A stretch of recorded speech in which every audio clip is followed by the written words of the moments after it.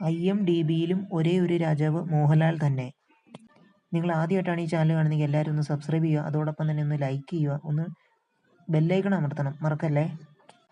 ലോകത്ത് ഏറ്റവും അധികം സെർച്ച് ചെയ്യപ്പെട്ട ഇന്ത്യൻ താരങ്ങളിൽ ആദ്യ 50-ൽ മോഹൻലാലും. പ്രശസ്ത മൂവി വെബ്സൈറ്റായ IMDb ആണ് ഈ കണക്ക് പുറത്തുവിട്ടത്. കഴിഞ്ഞ 10 വർഷത്തിനിടെ ആഗോളതലത്തിൽ ആളുകൾ സെർച്ച് ചെയ്ത ചിത്രങ്ങളുടെ ലിസ്റ്റാണ് മലയാളത്തിൻ്റെ സ്വന്തം മോഹൻലാലും ഉൾപ്പെട്ടത്. ആദ്യ 50 പേരിൽ മലയാളത്തിൽ നിന്ന് വേറൊരു അഭിനേതാവും ഇല്ല എന്നുള്ളതും മോഹൻലാലിൻ്റെ നേട്ടത്തെ കൂടുതൽ മികച്ചതാക്കുന്നു. 48-ാം സ്ഥാനത്താണ് മോഹൻലാൽ ഉള്ളത്. ലിസ്റ്റിൽ 1-ാം സ്ഥാനത്തുള്ളത് ദീപിക പദുക്കോണാണ്.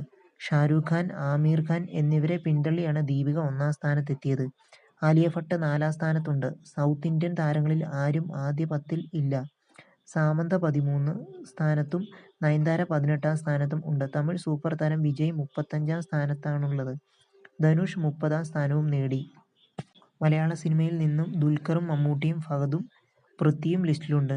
ദുൽഖർ 59-ാം സ്ഥാനത്തും മമ്മൂട്ടി 63-ാം സ്ഥാനത്തും എത്തിയപ്പോൾ ഫഹദ് 81-ാം സ്ഥാനത്തും പൃഥ്വി 100-ാം സ്ഥാനത്തും എത്തി. 2014 ജനുവരി മുതൽ 2024 ഏപ്രിൽ വരെയുള്ള റാങ്കിങ്ങിൻ്റെ അടിസ്ഥാനത്തിലാണ് ഈ കണക്ക് പുറത്തുവിട്ടത്.